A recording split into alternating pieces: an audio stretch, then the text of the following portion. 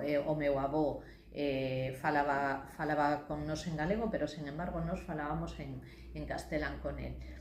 Eu tiven a sorte de que polo menos o meu avó falaba comigo en galego e me permitiu integrarme no mundo galego falante con certa facilidade. O último estudo que sacou a AGE, o Instituto Galego de Estatística, deuse a coñecer no 23, maioritariamente. É un estudo que leva facendo dende o ano 2003 e que dá uns datos que por primeira vez, os que temos certa sensibilidade coa lingua, non? Porque somos galegos e, polo tanto, a nos importa o que nos define, non? E o que nos identifica, que é a nosa cultura, pero sobre todo a nosa lingua, porque se nos distinguimos dos asturianos ou dos cataláns é porque temos unha lingua propia, aparte do territorio, porque hai moitos que teñen territorio pero non teñen lingua, pero nós si a temos. E nós xa viñamos, porque dende o 2003 o descenso de falantes en galego, sobre todo no tramo de 5 a 14 anos ou a 16, era bestial. Pero por primeira vez se constatou, e foi unha enquisa que se fixo en case 90.000 vivendas, é dicir, casi 90.000 fogares, 87.000 e pico. O que nos veu a constatar é que, sobre todo nese tramo de idade entre os 5 e os 16 anos, o descenso de coñecemento e de falantes en galego era bestial, pero bestial. 3 veces menos que os 5 anos anteriores. E, polo tanto, a Xunta de Galicia parece que as políticas de bilingüismo armónico están indo ben, porque en lugar de facer que o galego non se perda e que non perda falantes, pois cando ti aplicas unha serie de políticas e esas políticas non están indo ben, porque ti podes esperar un ano, 2, 3, 5, pero 20 anos son moitos anos para darte de conta, e non só todas as administracións, toda a Real Academia da Lingua, a Europa tamén lle tirou das orellas, non están facendo absolutamente nada. Pois, tomando conciencia un pouco de todo iso, un día veu o director de unha academia que está, ten aquí sede no Barco, e me veu ofrecendo un curso en inglés para nenos e nenas.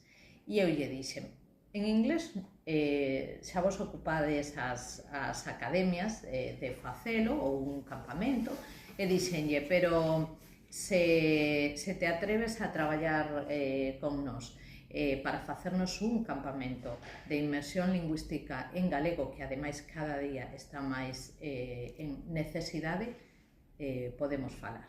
E el quedouse coa copla, e uns meses despois me chamou dicindo, oe Marga, que estiven pensando iso e que me parece interesante, imos colaborar con vos.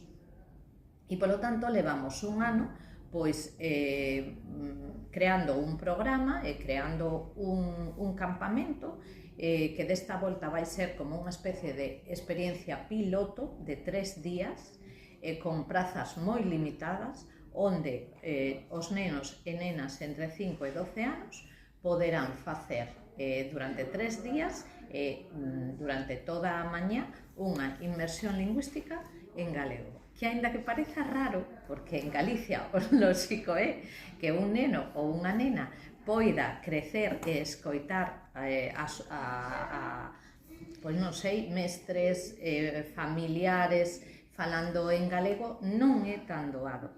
Absolutamente, é dificilísimo, porque cada vez antes o galego se mantiña sobre todo nas familias. É dicir, a lingua materna era o galego e xa un avó, unha avoa ou os pais falabanlle os cativos e as cativas en galego, pero é que agora mesmo iso é complicadísimo. Por que? Porque cada vez estamos máis castelanizados. E non sei se este grao de area vai servir para moito, pero polo menos dende o Concello do Barco e no Departamento de Normalización Lingüística, que tamén é responsabilidade miña, imos lanzar isto e o galla isto sexa un virus que se infecte por aí por todos os concellos e que haxa moitos concellos que queiran copiar este proxecto piloto. O prazo de inscripción se abre xa e se vai poder facer a través deste código QR, un enlace onde van ter que poñer unha serie de datos. Se abre hoxe, martes, ata o venres. Como son prazas moi limitadas, esperamos que estas 20 prazas que sacamos que se cubran pronto e, aparte, o que nos vai permitir é que estas familias que durante eses 3 días que os nenos non teñen colexio, que poidan tamén conciliar, pero conciliar en galego. E o título do curso do campamento puxémoslle galego modo ON. A integrante deste curso vai recibir unha camiseta con ese lema, galego modo ON, e queremos iso, dende o Concello do Barco, que os nenos se poñan en modo ON co galego. Vai estar subvencionado polo Concello, o 50% do custo deste campamento o sufraga o Concello e os 3 días serían 30 euros por neno ou nena. Os outros 30 os pagaría o Concello. E xa vos digo, o que buscamos é que este modelo se repita e se replique.